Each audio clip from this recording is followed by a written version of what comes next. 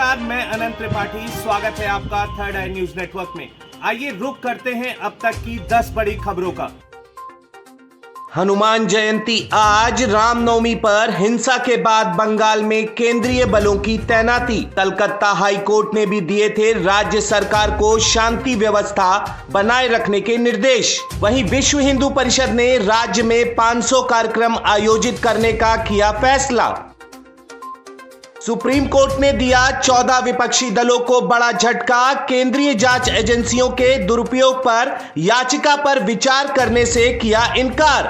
CGI ने कहा, राजनीतिक नेता मूल रूप से एक नागरिक होता है। नागरिकों के रूप में हम सभी एक ही कानून के अधीन हैं। यूपी निकाय चुनाव से पहले सीएम योगी का तोहफा, 8,754 करोड़ की परियोजनाओं का लोकार्पण व शिलान्यास। अमृत योजना, मुख्यमंत्री स्मार्ट सिटी मिशन की योजनाओं के तहत होंगे कार्य।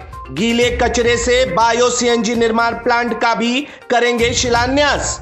वहीं नए शहर प्रोत्साहन योजना को मिली मंजूरी। प्रदेश में बसाए जाएंगे 100 नए शहर। 25 एकड़ में टाउनशिप बसाने के लिए जमीन लेने पर सरकार देगी आधा पैसा। राजस्थान में सत्ता तक पहुंचने का बीजेपी का नया प्लान। पन्ना प्रमुख के बाद अब नमो वॉलंटियर्स।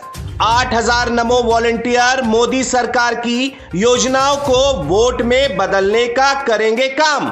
वहीं सीएम गहलोत की शिक्षा जगत को सौगात। राज्य के 7 विश्वविद्यालयों को दी जाएगी वित्तीय सहायता।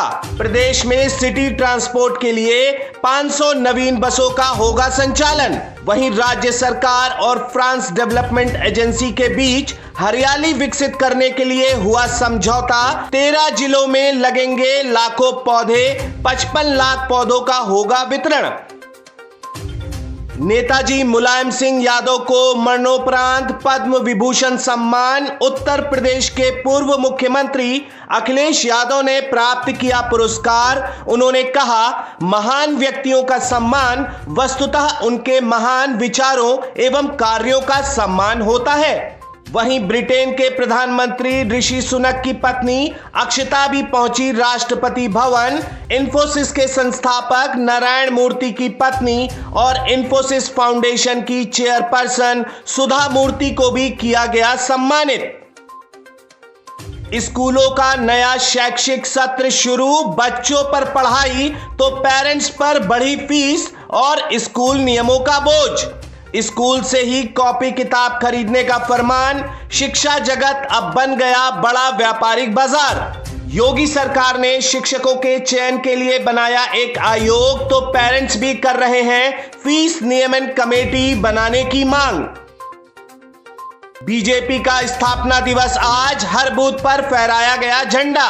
पीएम मोदी ने कहा, होना पड़ता है कठोर। हनुमान जी का जिक्र कर भ्रष्टाचार पर साधा निशाना। कहा, 44 साल के सफर को देखें तो हम शून्य से उस मुकाम पर हैं जहां से और आगे बढ़ना है।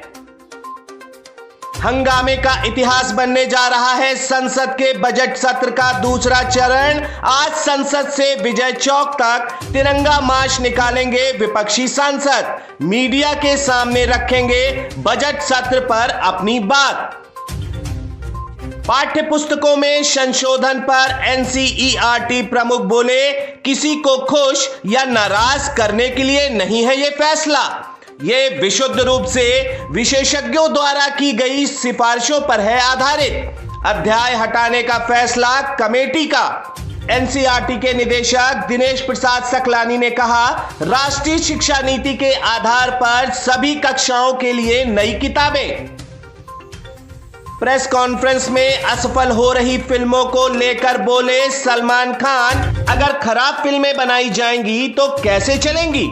हर किसी को लगता है हम आपके हैं, कौन बना रहे हैं। अपनी फिल्म किसी का भाई किसी की जान को लेकर सुर्खियों में है सलमान। फिल्म का नया गाना ये तमाम मचा रहा है धूम। वहीं फिल्म अभिनेत्री रवीना टंडन भी हुई पद्मश्री से सम्मानित। तो ये थी अब तक की 10 बड़ी खबरें। देश विदेश की और भी ताजा तरीन खबरों के लिए जुड़े रहिए थर्ड आई न्यूज नेटवर्क के साथ। नजर सब पर।